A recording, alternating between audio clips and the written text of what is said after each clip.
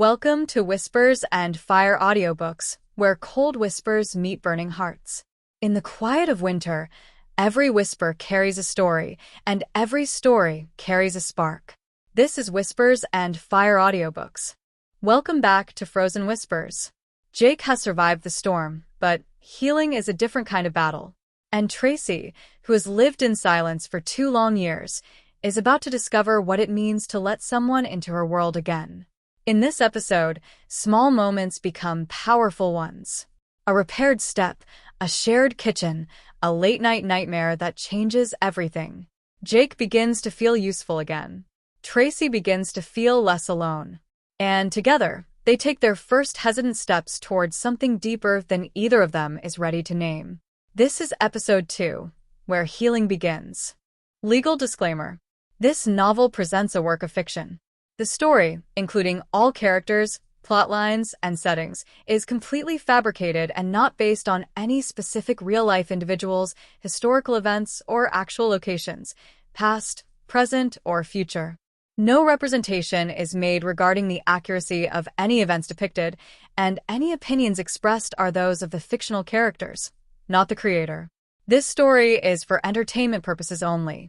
Content warning and resources. Pinned by creator J. H. D. Langren.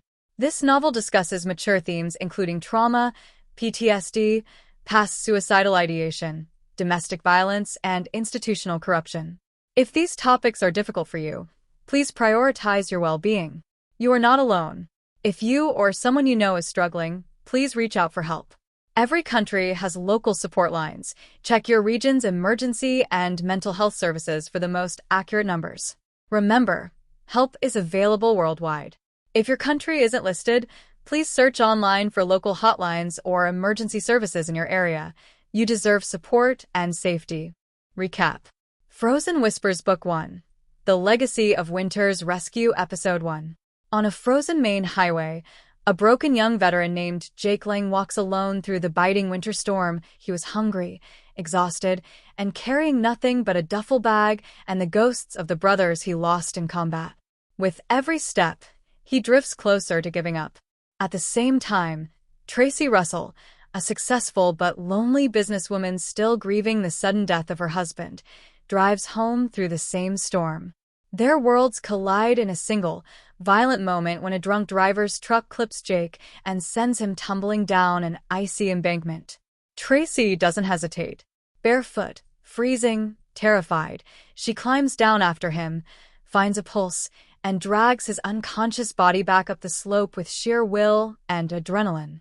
Instead of waiting for an ambulance, she makes a choice she can't explain. She takes him home. Jake wakes 2 days later in a warm bed, dressed in clean clothes, surrounded by safety he hasn't felt in months. Confused, defensive, and ashamed of needing help, he tries to leave, but Tracy refuses to let him walk back into the cold. Slowly, cautiously, they begin to talk. She tells him he's safe. He tells her nothing, but she sees everything anyway. By the end, something fragile has formed between them. Not romance, not yet, but trust, recognition, and the first spark of 2 wounded souls realizing they might not have to heal alone. Before we jump into episode 2, make sure you subscribe and turn on notifications. Things are about to get deeper, darker, and more emotional for Jake and Tracy. Hit like if you're ready for the next chapter, and drop a comment telling me what you think is coming next. Your engagement keeps this story alive. The architecture of silence. Like every house, Tracy's house had its own language, and Jake learned to read it the way he'd once learned to read terrain in hostile territory, with patience, attention to detail, and the understanding that survival often depended on knowing what was normal so you could identify what wasn't. He learned that Tracy woke at 5:30 every morning. He knew this because he woke at 5, his body still running on the internal clock of a soldier who'd spent years rising before dawn. From his room, through walls that were well-built but not soundproof, he could hear the distant sound of her footsteps on the stairs, the quiet click of the coffee maker starting its cycle, the soft jazz that would begin playing from speakers he couldn't see, but knew must be integrated throughout the house. By 6, she was in her study, already working. He could see the light under her door when he made his own careful trips to the kitchen, moving quietly on bare feet, trying not to intrude on her space even though she'd told him repeatedly that he wasn't intruding. The study light would stay on until well past midnight most nights, a beacon of focused energy in the otherwise dark house. Tracy Russell, Jake learned through observation, was a woman who worked the way other people breathed, constantly and necessarily, as if stopping might mean suffocating. He learned that she took her coffee black, made in a French press with beans she ordered from somewhere that shipped them in small, carefully labeled bags. She drank it from a ceramic mug that had a chip on the rim, the only imperfect thing he'd seen her use, and he wondered about the story behind that chip. He wondered if it had been Michael's mug, if that small flaw was what made it precious. He learned that she ate breakfast standing up at the kitchen counter, usually while reading something on her tablet, its emails, reports, documents that required her attention. She moved through her morning routine with practiced efficiency, a woman who'd optimized every moment because there weren't enough moments in the day for everything that needed doing. He learned that the large house was meticulously maintained but somehow still felt empty. The furniture was beautiful but arranged with too much space between pieces, as if the room had been designed for gatherings that no longer happened. There were 6 place settings at the dining room table, but Jake never saw her eat there. The formal living room with its expensive couches and carefully curated art looked like it hadn't been sat in for months, maybe years. This was a house that had been built for a life that no longer existed, and Tracy Russell moved through it like a ghost haunting the ruins of her own dream. It had been 3 days since Jake woke up in the guest room, and the rhythm of coexistence had established itself with surprisingly little friction. They orbited around each other carefully, 2 planets in the same solar system, close enough to acknowledge each other's presence, but not so close as to collide. Tracy left meals for him. There was sandwiches on thick, artisanal bread, soups that she claimed were leftovers but tasted freshly made, casseroles that appeared in the refrigerator with simple reheating instructions written on post-it notes in her precise handwriting. She never made a big deal about it, never hovered to make sure he ate, just left the food and trusted that he would take care of himself.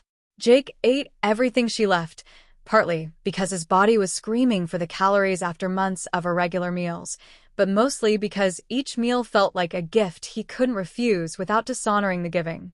In return, he tried to make himself useful in small, unobtrusive ways. He noticed that she always forgot to take the trash out on collection day, so he started doing it, hauling the bins down the long driveway before dawn and bringing them back up before she even knew they'd been moved.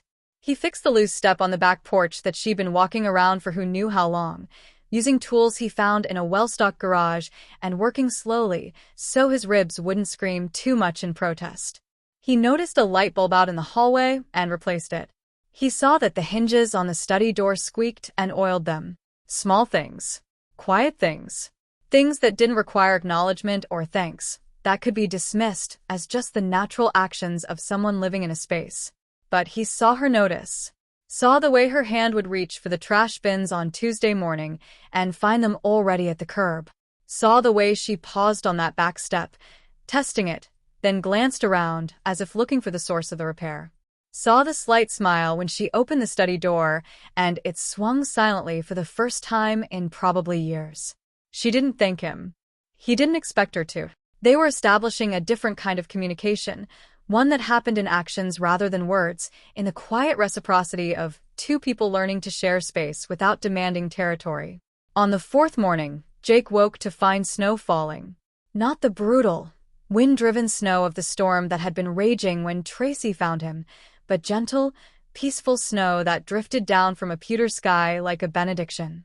It accumulated slowly on the cove, on the pine trees, on the deck that wrapped around the back of the house, transforming the world into something soft and clean and almost impossibly beautiful. He stood at the window of his room, watching it fall, and felt something in his chest that might have been peace if he still remembered what peace felt like. His ribs were healing. The sharp, stabbing pain had dulled to a persistent ache that he could work around if he was careful. The headaches from the concussion were less frequent, less intense. His body was remembering how to be functional, how to exist without constant pain. But the other wounds, the ones no doctor could treat, those were still raw, still bleeding. Mike and Rick and Davis were still dead. His team was still gone. The mission that had defined his entire adult life was still over, and he still had no idea what the hell he was supposed to do with the rest of his existence. Some mornings, the weight of that purposelessness was so heavy he could barely get out of bed. But then he'd hear Tracy moving through the house, hear the coffee maker start its cycle, hear the sound of her life continuing despite its own heavy weight of loss, and something in him would respond. Would stand up. Would keep moving. If she could keep going, so could he. It was late afternoon when Jake finally ventured out of his room with a specific purpose beyond food or maintenance. He'd been in the house for 14 days and had barely spoken to Tracy beyond brief, polite exchanges in passing. She'd given him space, and he'd taken it gratefully, but the isolation was starting to feel less like healing and more like hiding. Jake Lang had never been a man who hid. Not from the enemy, not from hard truths, and not, he was slowly realizing, from human connection, no matter how terrifying that connection felt. He found Tracy in the kitchen, of all places. She was standing at the island counter, her sleeves rolled up, surrounded by what appeared to be the ingredients for a complex meal. Vegetables in various states of being chopped. A whole chicken waiting to be prepared. Spices lined up like soldiers awaiting orders. Her auburn hair was pulled back in a lovely braid, and there was a smudge of flour on her cheek that she seemed unaware of. She looked focused and also slightly frazzled, which was such a departure from her usual composed competence that Jake paused in the doorway, uncertain. "I can come back," he said. Tracy looked up, startled, then offered a rueful smile. "No, please. Come in." "I'm just..." She gestured helplessly at the chaos around her. "I decided to actually cook something. Real cooking, not just reheating or assembling, and I'm remembering why I usually don't do this." Jake moved into the kitchen, his curiosity overriding his usual caution. "What are you making?" "Coq au vin." Or, attempting to. Michael used to make it, and it seemed like a good idea to try it again. She looked down at the recipe pulled up on her tablet, frowning. "I'm starting to think it was not, in fact, a good idea. Can I help?" The offer surprised them both. Tracy looked at him with raised eyebrows, and Jake felt heat creep up his neck. When was the last time he'd voluntarily offered to do something social, something domestic, something that wasn't strictly about survival? "You don't have to," Tracy began. "I know," Jake said. "But I can follow instructions. You look like you could use an extra pair of hands." For a moment, he thought she'd refuse, thought she'd maintain that careful distance they'd both been preserving. But then her shoulders relaxed slightly, and she smiled. This time, for the first time, it's a real smile, warm and genuine. "Okay," she said. "Yes. Thank you." "Can you chop the mushrooms? They need to be sliced thin." They fell into an easy rhythm, working side by side at the counter. Tracy walked him through the recipe, her voice taking on a different quality. It was a lot less businesslike, more conversational, tinged with memories that she shared in fragments as they worked. "Michael learned to make this when we took a trip to France years ago. Before the business really took off, when we could still just take off for 2 weeks and not worry about everything falling apart." She was browning the chicken in a Dutch oven, the kitchen filling with rich, savory aromas. "We stayed in this tiny village in Burgundy, and the woman who ran the inn taught him. He must have made her repeat the steps 5 times, taking notes like he was in a college lecture." "Sounds like he was thorough," Jake said, focusing on the mushrooms, keeping his cuts even and precise. He was passionate about things that mattered to him. "Food. Travel. The business." Her voice softened. Me." He was passionate about all of it, threw himself into life like he was afraid of missing something. Jake glanced at her and saw the grief, but also something else. It was a genuine fondness, love that hadn't died just because the person had. It was the same way he thought about his brother sometimes, in the rare moments when the pain receded enough to let the good memories through. "He sounded like he was a good man," Jake said quietly. "He was." Tracy was quiet for some time, then added, "You would have liked him. He had this way of making everyone feel welcome, like you'd known him for years even if you'd just met." Jake wasn't sure what to say to that, so he said nothing, just kept slicing mushrooms with steady, careful precision. The silence that fell wasn't uncomfortable. It was the silence of two people working together toward a common goal, and there was something almost meditative about it. "What about you?" Tracy asked after a while, her tone carefully casual. "Do you cook?" "Field rations and whatever didn't require refrigeration," Jake said with a slight smile. "Not exactly gourmet, but I can make a decent pot of stew if I have the right ingredients. Learned from my grandmother, actually, before." He trailed off. "Before?" Tracy prompted gently. Jake's hands stilled on the cutting board. He hadn't talked about his family to anyone in years. Hadn't even thought about his grandmother, about her small kitchen in Montana, about the way she taught him to cook, because a man who can't feed himself isn't really independent in longer than he could remember. "Before I enlisted," he said finally. "Before everything changed." Tracy nodded, recognizing the boundary he was drawing, not pushing against it. "Well, if you ever want to make that stew, you're welcome to use the kitchen. All of it. Anytime." "Thanks." They cooked together for another hour, the kitchen warming not just from the stove but from something less tangible. It was the simple human pleasure of shared work, of creating something together. Tracy walked Jake through deglazing the pan with red wine, adding the aromatics, building the sauce layer by layer until the house was filled with smells that made Jake's mouth water and his chest ache with a longing for normalcy he thought he'd lost. When they finally sat down to eat, at the kitchen counter, not the formal dining room, the food was better than anything Jake had tasted in months. Rich and complex and deeply satisfying in a way that transcended mere hunger. "This is incredible," he said after the first bite. Tracy smiled, looking pleased. "We did good. Michael would approve." She paused, fork halfway to her mouth. "Thank you, Jake." "For helping." She seemed to struggle for words. "For being here. The house feels less empty with another person in it." The admission cost her something. Jake could see it in the way her shoulders tensed slightly, in the vulnerability that flashed across her face before she controlled it. She wasn't a woman who admitted to weakness, to loneliness, to need. But she'd offered him the truth anyway. "Thank you for letting me stay," Jake said. "I know I'm not the easiest houseguest." "Neither am I, apparently." Tracy's smile was wry. "I'm not used to having people around. I work too much, I'm too direct, and I forget that not everyone wants to hear about import and export logistics over breakfast." "I don't mind," Jake said, surprised to find that he meant it. "Tell me about your work. How did you get into importing?" Tracy's face lit up in a way Jake hadn't seen before, animation replacing the careful composure she usually wore like armor. "Michael and I traveled a lot before we got married. Southeast Asia, mostly. We fell in love with the craftsmanship there, the way entire families would dedicate themselves to a single craft, perfecting it over generations. Hand-woven textiles that took months to make. Furniture carved from reclaimed wood. Ceramics that were more art than function."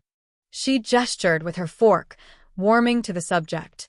"We realized there was this whole market of people who wanted that authenticity, who were tired of mass-produced everything. So we started small. We were just bringing back pieces from our travels, selling them to friends and at craft fairs, and then it grew. We found artisans who wanted to reach American markets, clients who wanted something real. We became the bridge." "How big is the company now?" Jake asked, genuinely interested. 23 employees, not counting seasonal contractors. 3 warehouses. We do about $8 million in revenue annually." She said it matter-of-factly, without pride or boasting, as if it were simply a fact to be reported. "It's more than we ever imagined when we were sketching plans on napkins." 8 million. Jake tried to wrap his head around that number and failed. He'd been living on disability checks that barely covered basics, and this woman, this kind, lonely woman making dinner in her kitchen, was running a multi-million-dollar operation. The gulf between their worlds felt suddenly, impossibly vast. Tracy must have seen something in his face, because her expression softened. "It's just money, Jake. It doesn't make me any less lonely. It didn't bring Michael back." She set down her fork. "If anything, the success makes it worse sometimes. I did what we set out to do. I built the dream. But he's not here to see it."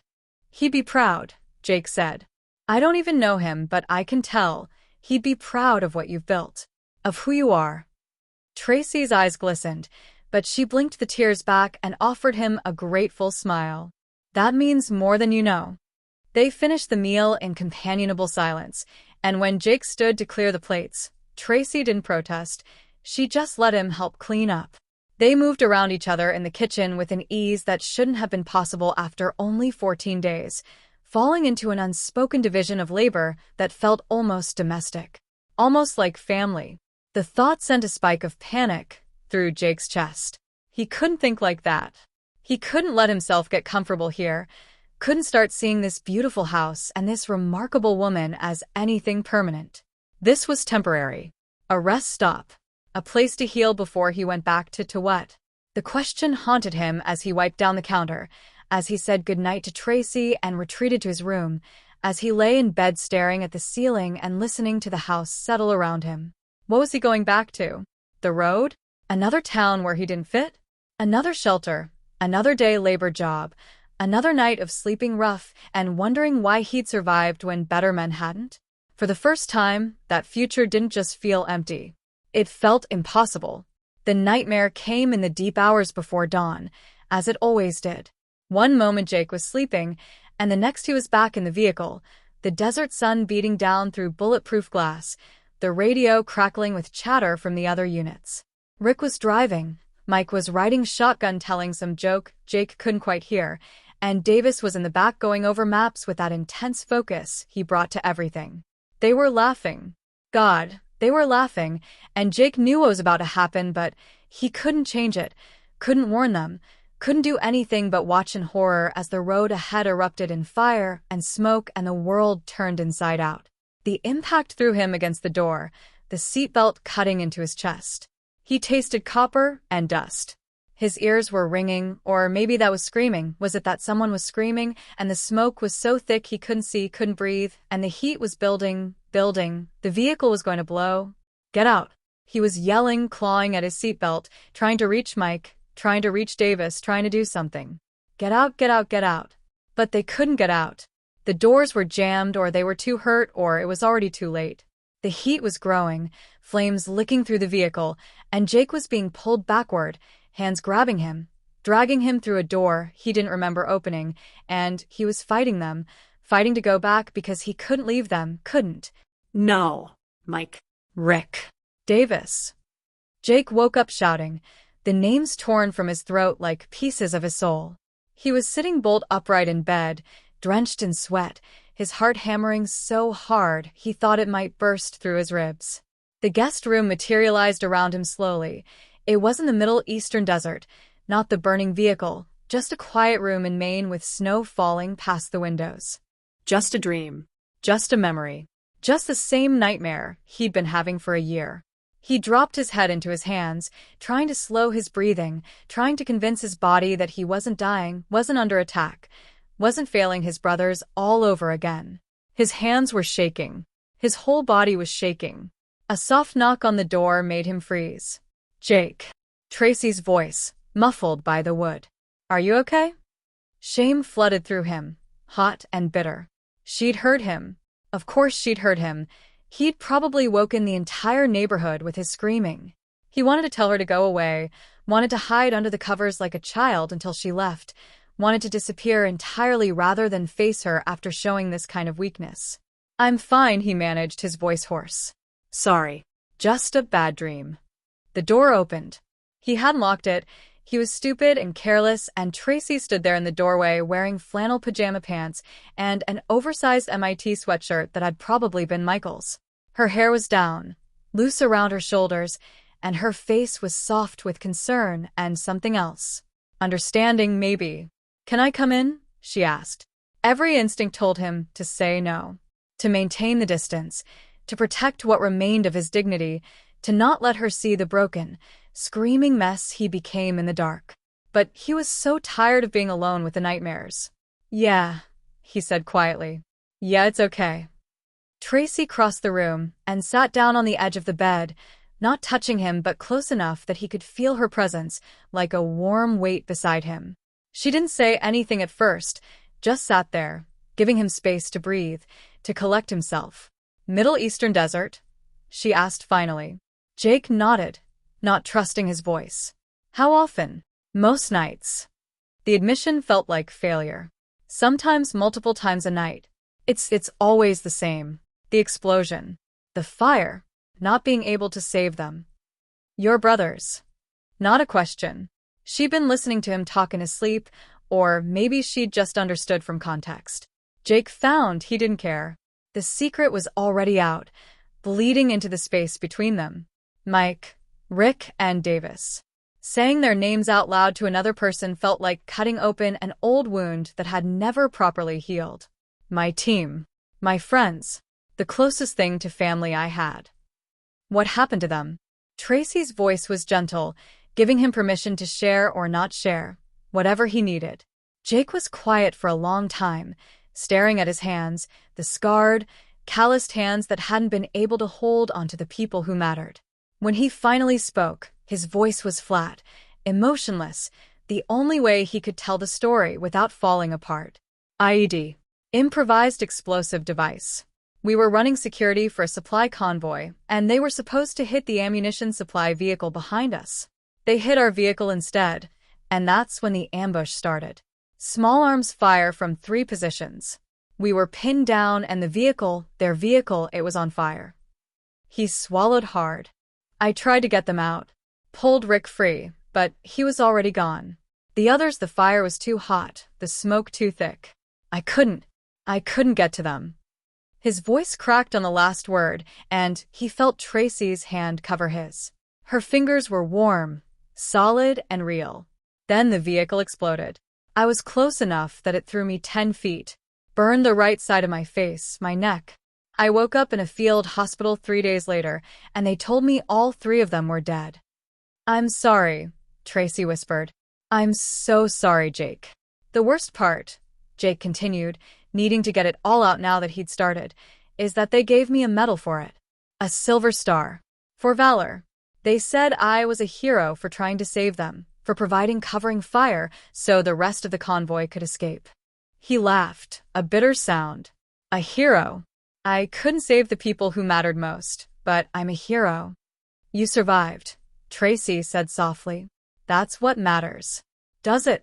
Jake turned to look at her, and he knew she could see the rawness in his eyes, the grief that had nowhere to go.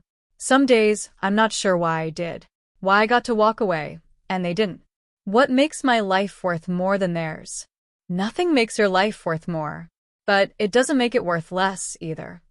Tracy shifted closer, her shoulder touching his now. I know that guilt.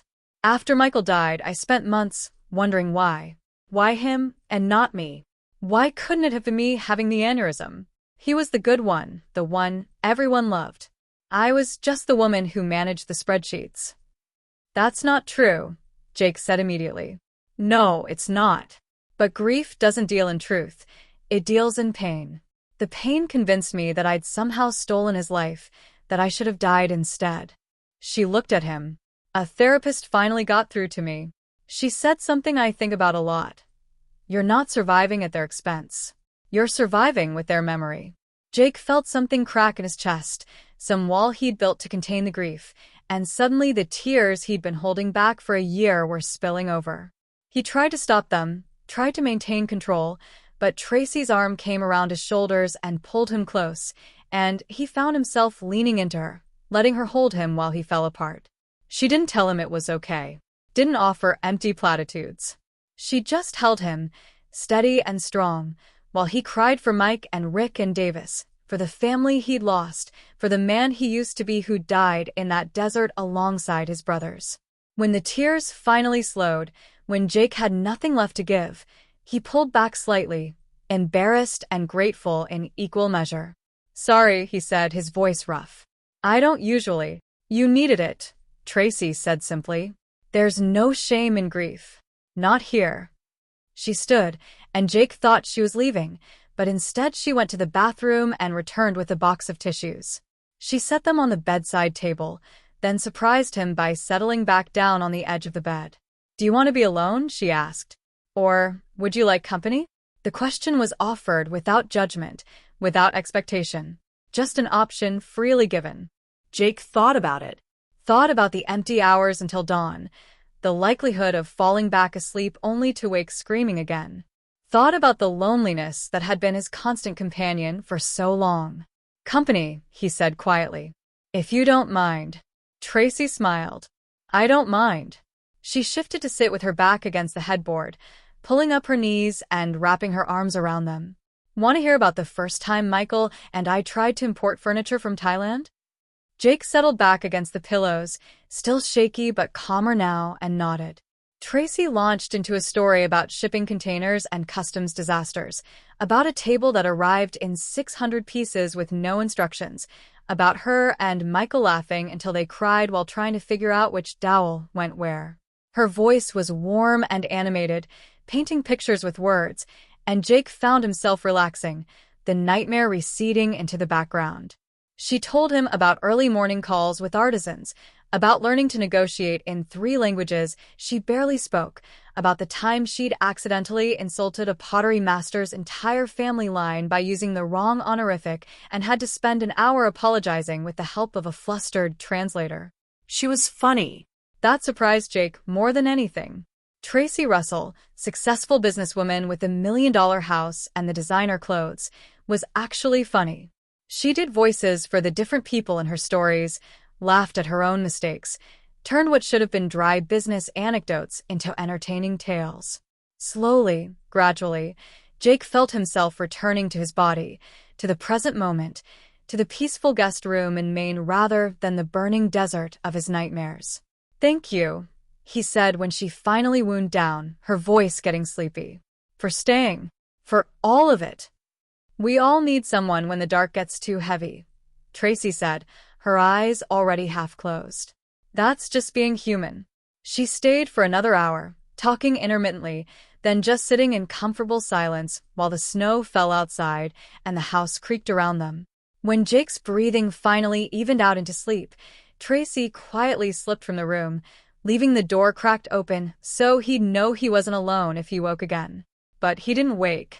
For the first time in months, Jake slept through until morning, dreamless and still. The next day dawned clear and bright, the storm having passed, leaving the world covered in a pristine blanket of white that sparkled like diamonds in the winter sun. Jake woke feeling wrung out but oddly lighter, as if the tears of the night before had drained away some poison he'd been carrying. He found Tracy in the kitchen, already dressed for the day in dark jeans and a burgundy sweater, her hair pulled back in a ponytail. She was making pancakes, and the smell was so reminiscent of lazy Sunday mornings in another life that Jake felt his throat tighten. "Morning," Tracy said, glancing over her shoulder with a smile that held no pity, no awkwardness, just warmth. "Hope you're hungry. I made way too much batter." "Morning." Jake poured himself coffee, grateful for the normalcy, for the fact that she wasn't treating him differently after seeing him at his most vulnerable. "Need help? Can you set the table? Might as well use the dining room. It seems silly to eat standing up when we have all that space." They ate breakfast together at the large table, and Tracy told him about a shipment that was delayed in customs, about a new artisan collective she was trying to establish a relationship with, about the 1,000 small details that went into running a successful business. She asked his opinion on a security concern at one of her warehouses. It was just casual conversation, not trying to make him feel useful, but it had that effect anyway. "You should probably get better cameras," Jake said, thinking it through. "The ones you described have pretty significant blind spots. And if you're storing high-value goods, you want redundancy in your security systems." Tracy paused with her fork halfway to her mouth. "You know about security systems?" "Part of the training. We did a whole module on physical security, threat assessment, surveillance. How to secure a location, how to identify weaknesses, how to protect assets." He shrugged, uncomfortable with her focused attention. "Just part of the job." "Huh." Tracy looked thoughtful. "The security company we use just installed those cameras 6 months ago. Charged us a fortune for them, too. Want me to take a look?" The offer was out before Jake could think better of it. "I mean, I'm not an expert, but I could give you a second opinion. If you want." Tracy's smile was genuine and just a little bit mischievous. "You know what? Yes. Let's go. An hour later, they were at the warehouse on the outskirts of Camden. It was a large, industrial building, well-maintained, with loading docks and a modest office attached to the front. Tracy introduced him to a woman named Jenna. She was in her late 40s, with kind eyes and dark hair pulled back in a practical loose braid. Jenna, this is Jake Lang. He's staying with me for a while. Jake, Jenna's been with the company since Michael and I started it. She basically runs everything I forget to do. Which is most things, Jenna said with a warm smile, shaking Jake's hand. Nice to meet you, Jake. Tracy's told me about you. Jake shot Tracy a questioning look, and she just shrugged. Jenna, and I don't have secrets. Well, not many. She saved your life, Jenna said plainly. Hauled you out of a snowbank and brought you home. That's very Tracy. Sees a problem, solves it, doesn't wait for permission. I'm starting to understand that, Jake said, and he saw Tracy hide a smile. They spent the next 2 hours walking the perimeter of the warehouse, with Jake noting every camera angle, every blind spot, every vulnerability in the current setup. He pointed out where someone could approach unseen, where the coverage overlapped inefficiently, where the camera resolution wasn't good enough to identify faces. Your security company did the minimum to fulfill their contract, he said finally, reviewing his mental notes. But they didn't actually secure the building. You need cameras here, here, and here. He indicated positions on the rough map Tracy had sketched. Better lighting in these areas. This door. He tested the lock on a side entrance. Needs to be replaced entirely. This is barely holding together. Tracy and Jenna exchanged looks. How much would you charge to consult on this? Jenna asked. Jake blinked. What? To fix all of this? To design a real security system, not the half-baked thing we have now. Jenna was all business now. We'd pay your standard consulting rate, of course. I don't have a standard consulting rate. I'm not a consultant. I'm just a... He trailed off, not sure how to finish that sentence. You're someone with expertise we need, Tracy said firmly. We pay for expertise. That's how business works. Jake felt panic rising in his chest again. They were trying to help him, trying to give him a job, and part of him desperately wanted to accept. But another part, the part that was still raw and broken, couldn't bear the thought of charity dressed up as employment. Let me think about it, he said finally. Tracy nodded, respecting the boundary.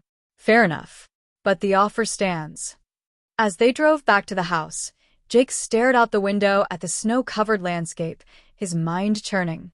For the first time in months, he'd felt useful. Competent. Like his skills he'd thought were only valuable in war zones actually mattered in the civilian world. Maybe, just maybe, there was a path forward he hadn't considered. A way to be something other than the broken veteran with nothing to offer. The possibility was terrifying and exhilarating in equal measure. The language of usefulness. Jake spent the next 2 days wrestling with Tracy's offer like it was an enemy combatant he couldn't quite pin down. The problem was that it came from multiple directions at once, attacking his defenses from angles he didn't know how to defend. On one hand, it was charity, dressed up in the language of business and consulting fees, but charity nonetheless. She didn't really need his help. She had a security company on contract, had Jenna's competent management, had run this operation successfully for years without him. The offer was a kindness, a way to let him save face, while accepting help he desperately needed. On the other hand, he'd meant what he said at the warehouse. The security setup was inadequate, possibly dangerously so. High-value goods stored in a building with blind spots and cheap locks. That was an invitation for trouble, and his professional training recoiled from the sloppiness of it. If she genuinely wanted to improve her security, he could do that.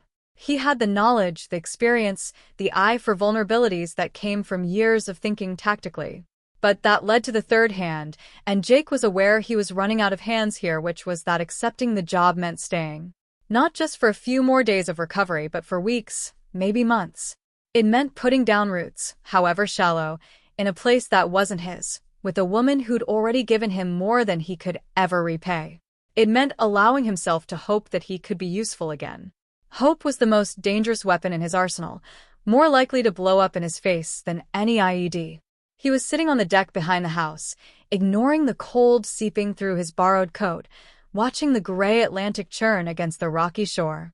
The doctor, Dr. Morrison, who'd made another house call that morning, had pronounced him healing admirably and cleared him for light physical activity, which apparently meant Jake could walk around without feeling like his ribs were going to punch through his skin, but shouldn't try anything stupid like running or heavy lifting for at least another week. The sound of the door opening made him turn. Tracy stepped out onto the deck, wrapped in a thick cardigan, carrying 2 mugs of coffee. She handed him one without a word and settled into the Adirondack chair beside his.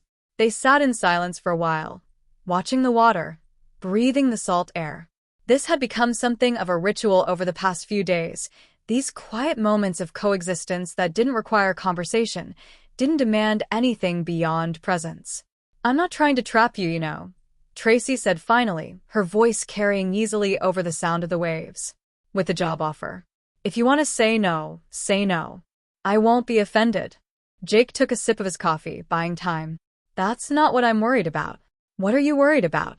He was quiet for a long time, trying to find words for the tangled mess of anxiety and pride and desperate want that was churning in his gut. "That I'll screw it up," he said finally. "That I'll take your money and your trust and I'll fail, and you'll realize that I'm exactly what I look like, just a drifting, purposeless, and broken soldier who doesn't fit anywhere anymore." Tracy turned to look at him, and her eyes were sharp with something that might have been anger if it wasn't also tinged with understanding. "You know what I see when I look at you, Jake?" He shook his head, not trusting his voice.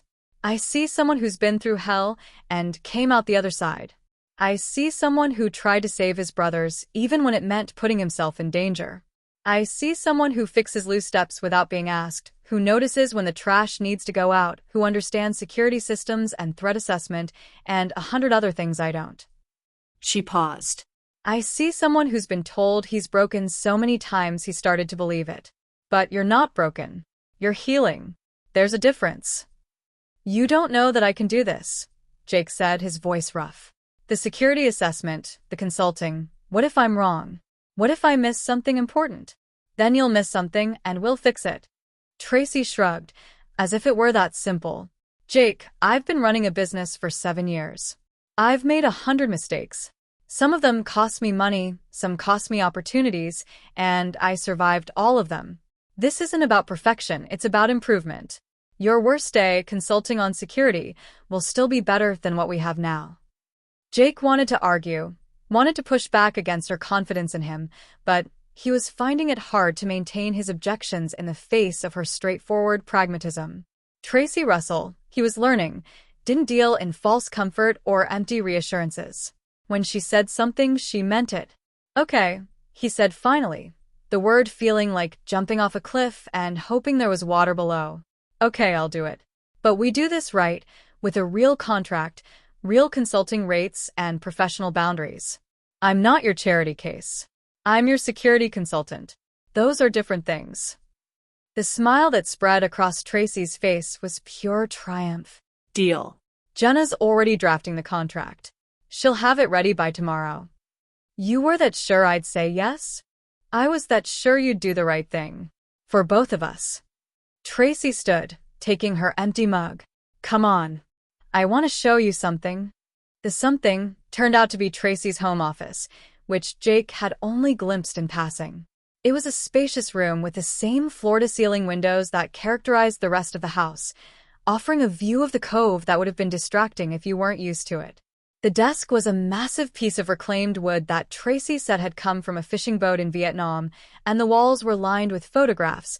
It was Tracy and a handsome, smiling man in various locations around the world. Michael, obviously, captured in moments of joy and adventure. But what Tracy wanted to show him wasn't the office itself. It was a detailed map of the greater Camden area spread across a side table, marked with pins and notes in Tracy's precise handwriting. "This is all of our infrastructure," Tracy explained, pointing to different locations. "The main warehouse you saw yesterday. 2 smaller storage facilities here and here. Our office building downtown. Plus 6 retail partners who carry our products exclusively." She looked at him. "If you're going to consult on security, You should understand the full scope of what we're protecting. Jake studied the map, his mind already working tactically. Distances between locations, access roads, proximity to police stations. The pattern of it was important. Criminals rarely hit in isolation. They looked for vulnerabilities in systems, not just individual targets. "Tell me about your insurance," he said. Tracy blinked. "What about it?" "Coverage limits, deductibles, specific exclusions. If someone wanted to hurt your business, they wouldn't necessarily steal from you. They might just make it too expensive to operate." "I don't know the details offhand. Jenna handles the insurance." Tracy was looking at him with renewed interest. Why? "What are you thinking?" "I'm thinking like someone who wants to exploit you," Jake said, his voice taking on the cool, analytical tone of a tactical briefing. "If I wanted to pressure your business, I'd look for leverage points. Insurance is one. If I can make you uncoverable, I can force you out of business without ever touching your inventory. Labor is another. If I can disrupt your workforce, make it hard to hire reliable people. Logistics is a third. Messing with your supply chain, create delays, make you unreliable to your clients." He pointed to the map. "These warehouses are all in the same industrial park. That's convenient for you, but it's also a vulnerability.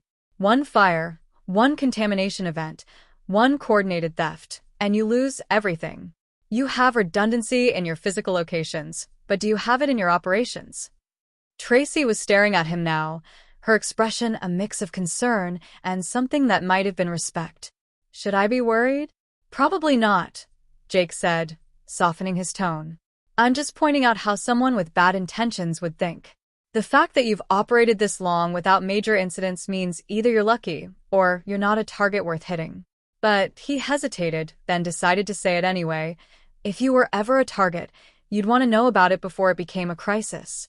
"Are you saying someone is targeting us?" "I'm saying you should have a plan in place in case someone does." Jake tapped the map. "Better cameras and locks are fine for preventing opportunistic theft. But if you have an enemy, a real enemy, not just a random thief, you need to think strategically. You need to know what you'd do if things went bad." Tracy was quiet for a long time, and Jake worried he'd overstepped, scared her with worst-case scenarios that would never happen. But when she spoke, her voice was thoughtful rather than frightened. "We did have something weird happen a few months ago," she said slowly. "A man showed up at the main warehouse, asking questions about our security, our procedures, how we handled valuable shipments. He said he was from an insurance company, doing a routine assessment. But when Jenna called the company he claimed to work for, they had no record of him." Jake's attention sharpened. "Did you report it to the police?" "Jenna did.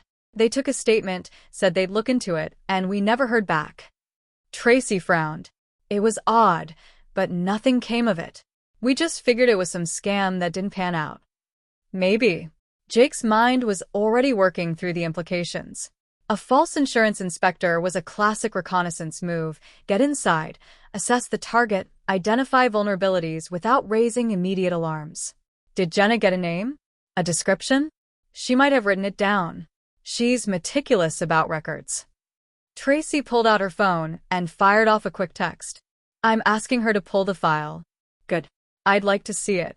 Jake turned back to the map, viewing it now not just as a layout of Tracy's business, but as a tactical situation. "In the meantime, we should."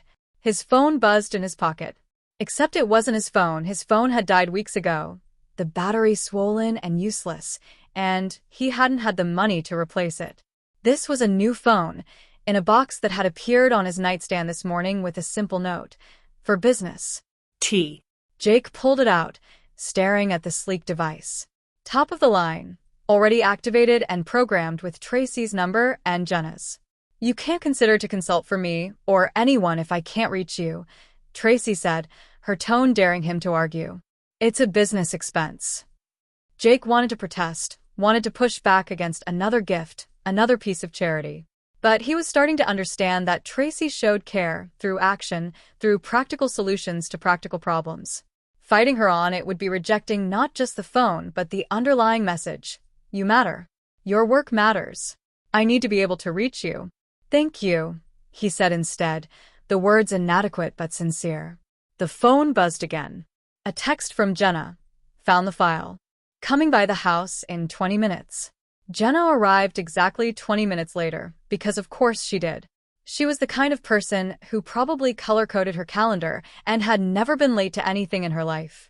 She came bearing a folder stuffed with papers and a container of homemade cookies that she pressed into Tracy's hands with a knowing smile. "Oatmeal chocolate chip," she announced. "You're both too thin. Stress burn enough calories to justify dessert."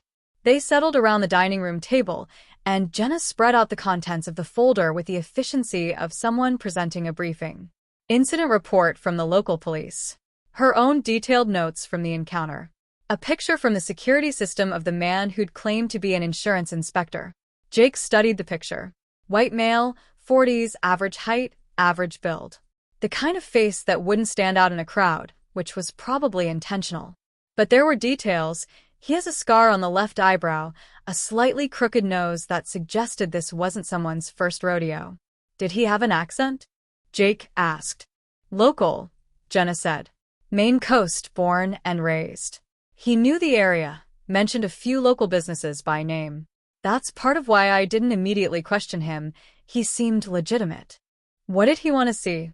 Loading dock procedures, primarily. Asked about shipment schedules, how we tracked inventory, what our protocol was for high-value items. Jenna's expression tightened with remembered unease. He took photos with his phone. Said it was for the report. I only got suspicious when he started asking about our employee schedules, who worked which shifts, how many people were on site overnight. Jake and Tracy exchanged glances.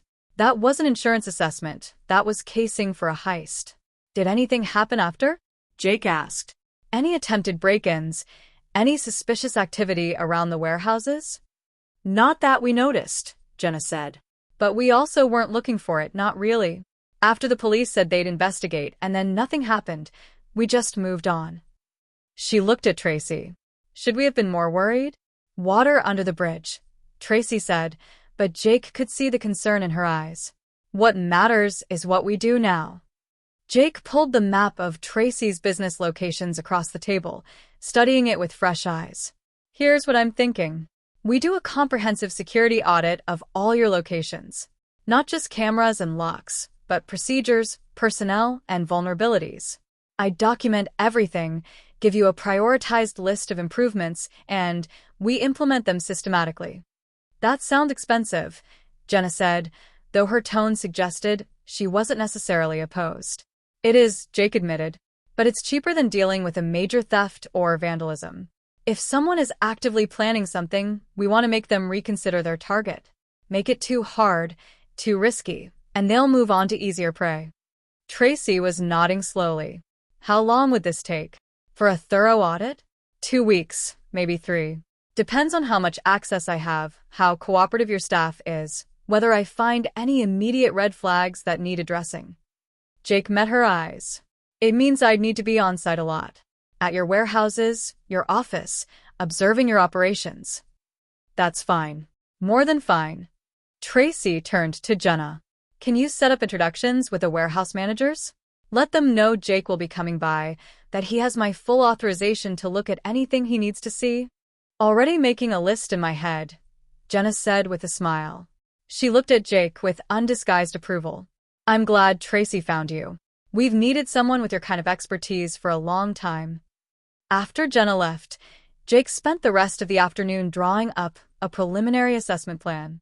He'd learned to do this in the Army, to create systematic approaches to complex problems, break them down into manageable pieces, prioritize based on risk and resources.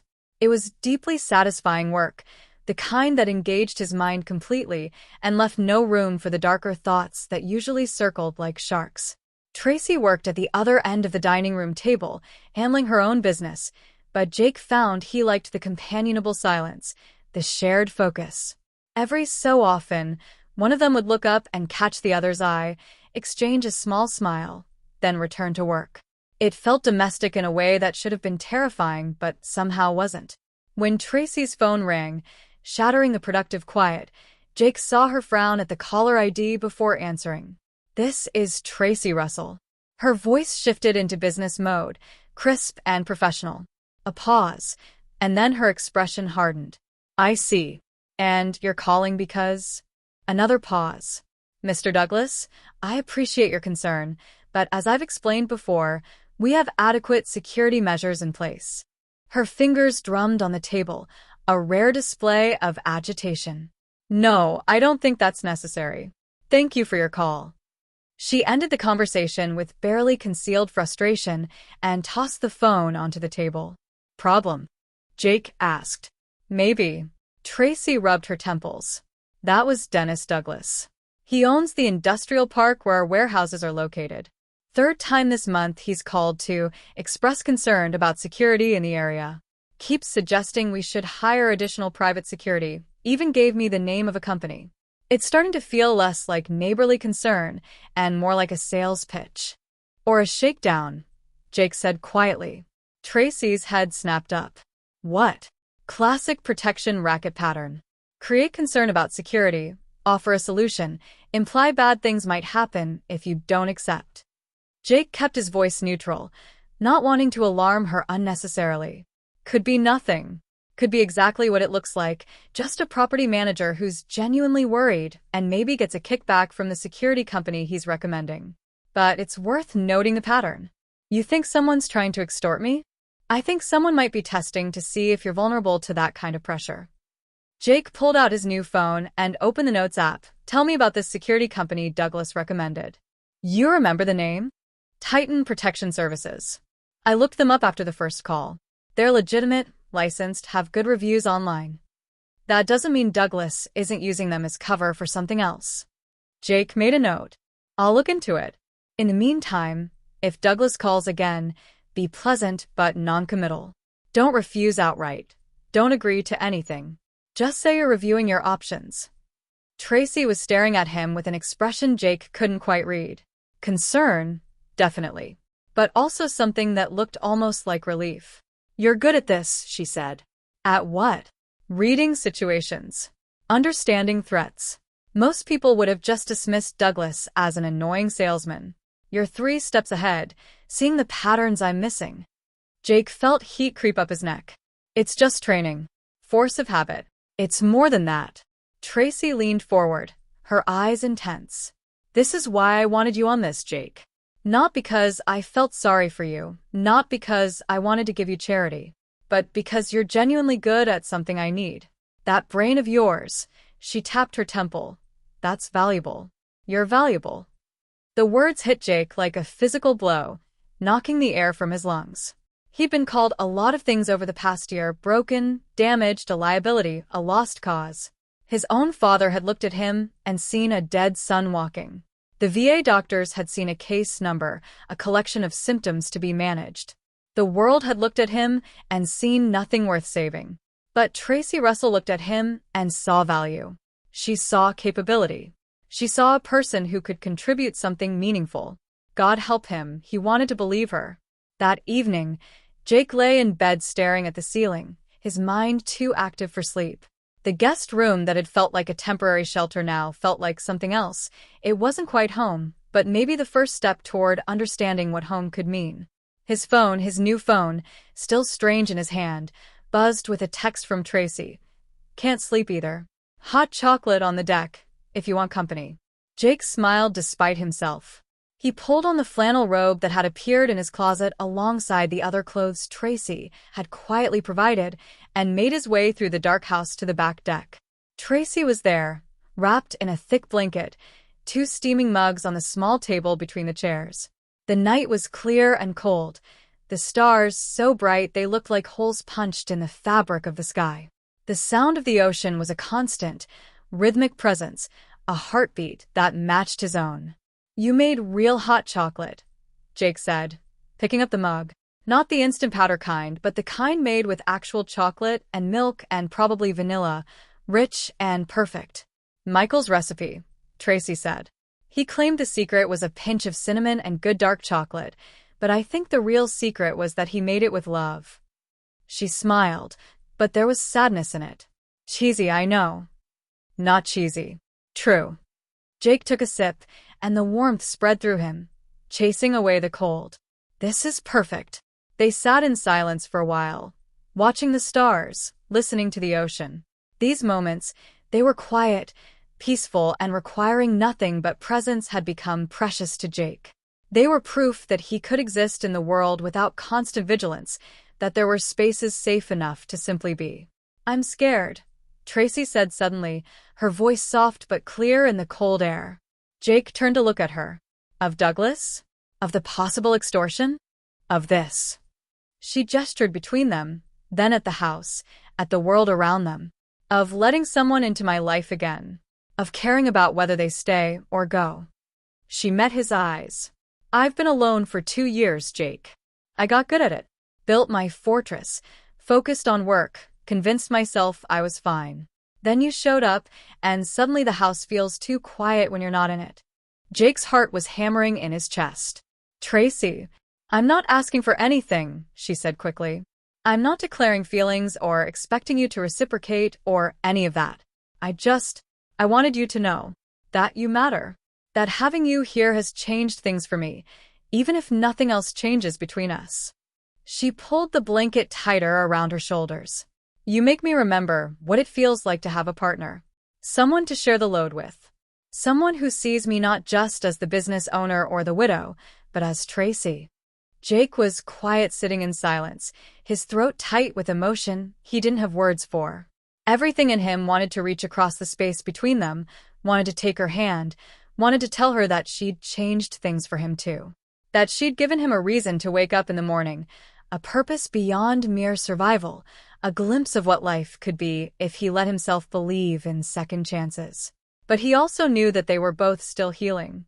That rushing into something before they were ready could damage the fragile, beautiful thing growing between them. That the best way to honor what they were building was to let it develop at its own pace, without forcing it into a shape it wasn't ready for. "You see me too," he said finally. "Not the scars, not the broken soldier, not the charity case. Just Jake. And he struggled for words. "That's the first time in a long time that anyone has done that. You gave me back something I thought was gone forever, the belief that I could be useful, whole, worth something." Tracy's eyes were glistening in the starlight, and Jake saw his own emotions reflected. It was gratitude and fear and something deeper that neither of them was quite ready to name. "So, what do we do?" she asked. "With this, whatever this is between us?" "We take it slow," Jake said. "We let it be what it is right now. We are 2 people who understand each other's grief, who are helping each other heal. We work together. We build trust, and we see where it leads without trying to force it into anything it's not ready to be." Tracy nodded slowly. "That's very wise. Very measured and adult. I have my moments." She laughed, the sound bright and genuine, and Jake felt something in his chest loosen at the sound of it. They finished their hot chocolate in companionable silence, and when the cold finally drove them back inside, Tracy paused at the door to her room. "Thank you, Jake, for being patient with me, with this. Thank you for seeing something in me worth being patient with." They stood there for a moment, close enough that Jake could see the flecks of brightness in her eyes, could smell her perfume, that jasmine scent that had become associated with safety and warmth and home. It would have been so easy to close the distance, to kiss her, to let the moment become something more. But instead, he stepped back, offered her a small smile, and said goodnight. Because some things were worth waiting for. Tracy Russell was worth waiting for. The next morning brought a return to the practical world. Jake woke early, did a careful circuit of exercises that Dr. Morrison had approved, and was showered and dressed by the time Tracy emerged from her room, already on her phone dealing with a supplier crisis. Over breakfast, which they ate standing at the counter again, falling back into familiar patterns, Tracy handed him a folder. "Your consulting contract," she said. "Jenna drew it up last night. Standard terms, competitive rate, 90-day initial period with option to extend. Read it, make sure you're comfortable with everything, sign it if you agree." Jake flipped through the pages, his eyes scanning the professional language. It was fair, it was more than fair. The consulting rate she was offering was higher than he'd expected, and the terms gave him significant autonomy in how he conducted the security assessment. "This is generous," he said. "It's appropriate." Tracy took a sip of coffee. "You're providing specialized expertise. That has value. If you think the rate should be different, we can negotiate, but I didn't lowball you. This is what I'd pay any consultant with your credentials.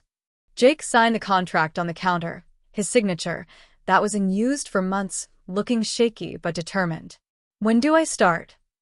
Now, if you're up for it. I thought we could visit the main warehouse, do a walkthrough, start documenting what needs attention. Tracy glanced at him.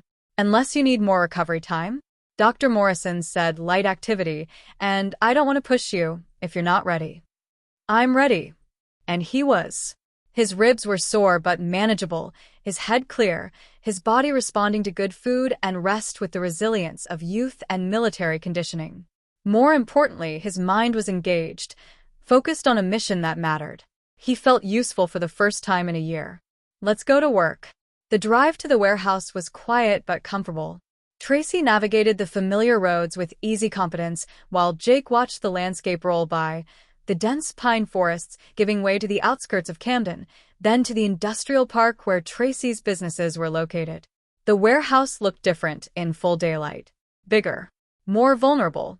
Jake's tactical brain immediately started cataloging. He was mapping access points, sight lines, potential hiding spots, the pattern of traffic in and out. The industrial park was busy with morning activity, trucks loading and unloading, workers arriving for their shifts, the ordinary chaos of commerce. Inside, Tracy introduced him to Ray Nakamura, the warehouse manager.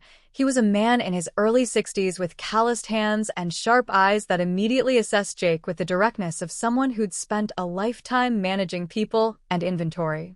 So you're the security expert Tracy hired, Ray said, shaking Jake's hand with a grip that was firm but not challenging. About time. I've been telling her for years we need better cameras. Cameras are just one part of it, Jake said. I'm going to be looking at everything. It's going to include physical security, procedural security, and personnel security. The whole ecosystem. Ray nodded approvingly. Good. Too many so-called experts just want to sell you equipment. But it's the processes that make or break security. Equipment fails. People fail. You need redundancy. Jake liked him immediately. You former military? Navy. 20 years. Master Chief before I retired. Ray's eyes crinkled. Your Army, unless I miss my guess. Probably Special Forces, based on how you're already scanning this building for weak points. Rangers, Jake said. 2 tours. Good outfit. Ray clapped him on the shoulder. Come on. I'll show you around and tell you everything that keeps me up at night. They spent the next 3 hours doing a detailed walkthrough. Ray was a wealth of information, pointing out not just the obvious vulnerabilities but the subtle ones. The loading dock schedule that made certain times of day particularly vulnerable, the fence line where the vegetation had grown too thick and provided cover, the blind spot created by the way the storage racks were arranged that meant someone could hide in the back corner and not be visible from the office. Jake took extensive notes, photographed everything, and began building a mental model of the space. His training was coming back to him like muscle memory, the way to assess a structure, the questions to ask, the patterns to look for. It felt good. It felt right. They were examining the perimeter fence when a vehicle pulled up to the gate. It was an oversized pickup truck, lifted suspension, aggressive styling. The kind of vehicle designed to intimidate.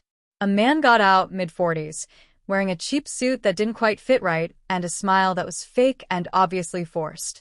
That's him, Ray muttered to Jake. Rick Torino. Works for Vince Castellano, the guy who's been sniffing around here for months. Jake's attention sharpened. What does he want? Protection money, near as we can figure. Never says it outright, always dances around it. But the implications are pretty clear. Torino approached the fence with the casual confidence of someone who'd done this many times before.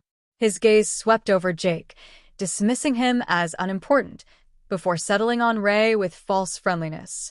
Ray, Good to see you. how's business? Busy, Ray said shortly. What do you want, Rick? Just checking in, making sure you're staying safe. There's been some trouble in the area. There have been a couple of break-ins at warehouses on the other side of the park. Really unfortunate stuff. Vandalism, theft. One place even had a small fire. Could have been really bad. We're fine, Ray said. Sure. But these things can spread. Criminal elements don't respect property lines. Torino's smile widened. My boss, Vince, he runs a security consultation service. Very reasonable rates. Could help make sure nothing unfortunate happens here. Jake stepped forward, inserting himself into Torino's line of sight. He didn't say anything, didn't move aggressively, just stood there, his feet shoulder-width apart, hands relaxed at his sides, every line of his body communicating calm, professional readiness. It was a stance he'd perfected in dozens of tense situations overseas, a physical language that promised consequences without making explicit threats. Torino's eyes narrowed as he reassessed Jake. Who's this? Head of security, Jake said, his voice flat and professional. And we're not interested in outside consultation services. But thank you for your concern. There was a moment of tension, of Torino trying to decide whether to push it or retreat. Jake held his gaze. He wasn't blinking, he wasn't flinching, and he was letting the silence stretch. It was a contest of wills, the kind Jake had won countless times before. Torino broke first, his smile faltering. Well, you know where to find us if you change your mind. Hate to see anything bad happen to such a nice operation. He got back in his truck and drove away, but not before Jake had memorized the license plate. Ray let out a breath. Damn. That was smooth. How'd you do that? You barely said anything.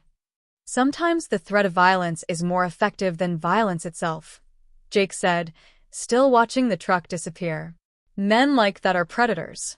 They look for weakness. If you show them you're not weak, they usually move on to easier prey. Usually? Usually. Jake turned to Ray. But we should prepare for the possibility that he doesn't take the hint. I need everything you know about Vince Castellano and his operation. Every contact, every incident, every piece of information you've gathered. Ray nodded grimly. I'll pull the files. As they walked back toward the warehouse, Tracy emerged from the office, her phone in hand, her expression troubled. She saw Jake and Ray and immediately came over. What happened? I saw a truck leave. Rick Torino stopped by for another chat, Ray said. Jake handled it. Tracy looked at Jake with concern. Are you okay? Fine. But we need to talk. Jake glanced at Ray. All of us. This situation is more serious than I initially thought. An hour later, they were gathered in the warehouse conference room, the meeting consisting of Tracy, Jake, Ray, and Jenna, who'd come over as soon as Tracy called. Jake had laid out everything they knew. The fake insurance inspector, Dennis Douglas's repeated calls about security, Torino's visits, the pattern of incidents at nearby warehouses. This is a coordinated effort, Jake said, pointing to the timeline he'd sketched on the whiteboard. Someone is systematically testing businesses in this industrial park, looking for vulnerabilities. The incidents at other warehouses weren't random crime, they were demonstrations. This is what happens if you don't cooperate. So, what do we do? Tracy asked. Pay them? That's what they want, right? Absolutely not, Jake said firmly. You pay once, you'll be paying forever. It never stops with one payment, and it sends a signal that you're vulnerable. But if we don't pay, they escalate, Jenna pointed out. They make good on the threats. Probably, which is why we need to get ahead of it.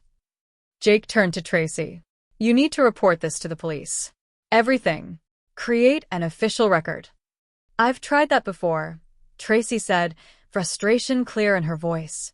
They take a statement. Nothing happens. Because you haven't given them enough to work with. Individual incidents are just noise. The police see it as he said, she said, nothing actionable. But a pattern of extortion across multiple businesses? With documentation? That's a case they can actually pursue. Jake pulled out his phone. We're going to document everything. Every contact, every veiled threat, every incident. We're going to connect the dots for them so clearly they can't ignore it. In the meantime? Ray asked. In the meantime, we harden the target. Jake gestured at his notes. We implement the security improvements immediately, not over months, over days. We make this place so tight that any attempt to vandalize or steal becomes more trouble than it's worth. We need to coordinate with the other businesses in the park.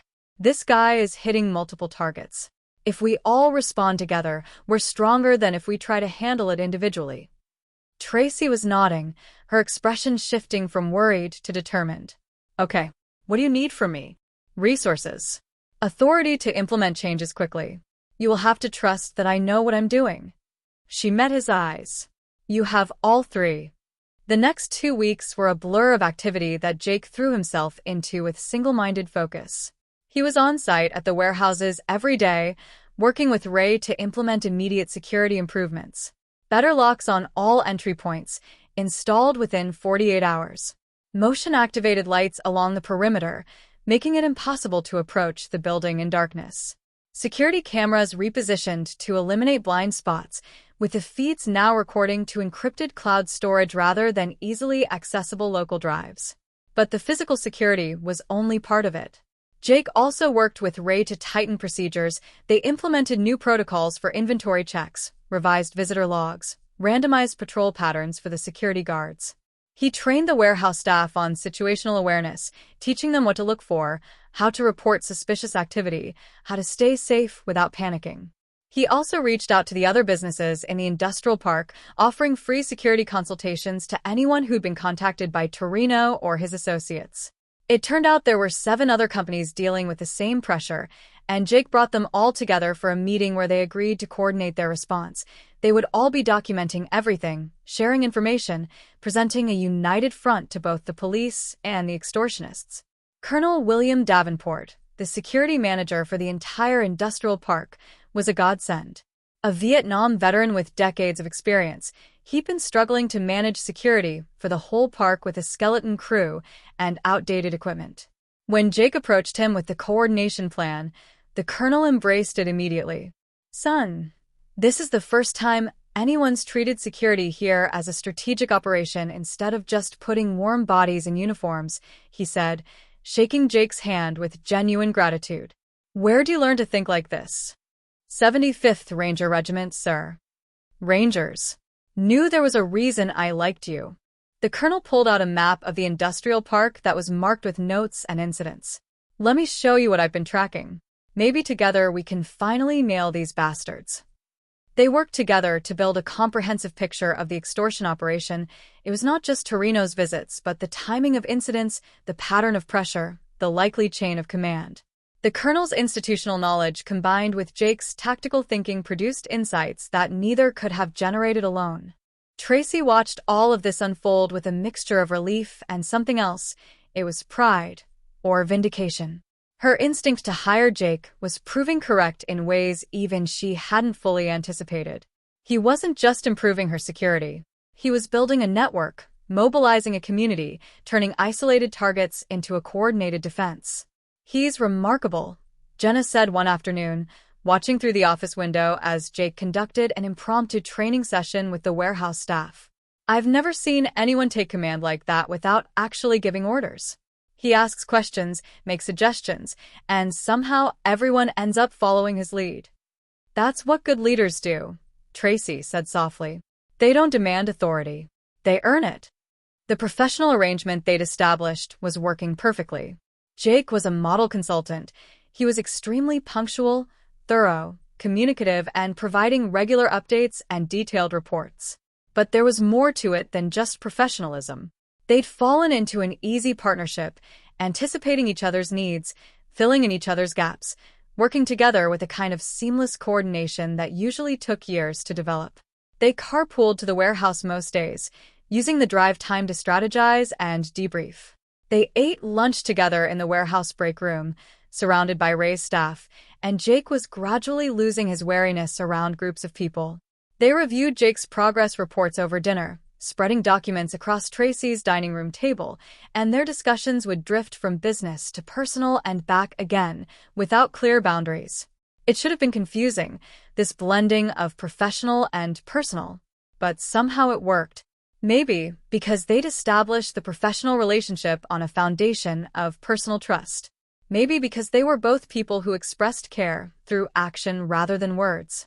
Or maybe because what they were building was something new entirely. It wasn't quite friendship, not quite romance, but a partnership that honored both. The nights were the hardest. Jake still had nightmares, though they were less frequent now, less intense. Tracy would hear him sometimes and leave a glass of water outside his door, a silent acknowledgement of his struggle without demanding he explain or apologize. In the mornings, the glass would be empty, and neither of them would mention it. They were learning each other's rhythms, each other's needs, each other's boundaries. Building trust the slow way, through consistency and reliability and the daily choice to show up for each other. Through it all, Jake felt himself healing. Not just his body. Though his ribs were nearly back to normal, his head clear, his strength returning with regular meals and good sleep, but something deeper. He was finding purpose again. Finding worth. Finding the person he'd been before the war, or maybe a better version of that person, tempered by experience and loss. He was finding, against all odds and all expectations, something that felt dangerously close to hope. Thank you for spending this time with Jake and Tracy. If this episode resonated with you, please subscribe, like, and share it with someone who loves emotional, character-driven stories. And in the comments, tell me, where are you watching from, and what do you hope happens next for these two? Your support means more than you know.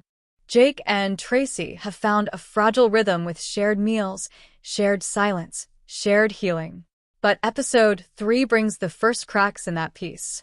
Jake steps into a job that demands everything he's learned, and Tracy begins to see just how valuable and vulnerable he really is. And when a mysterious visitor appears at her warehouse, asking the wrong questions, their quiet world is no longer quiet. Episode 3 is where the story deepens and where danger finally knocks on their door.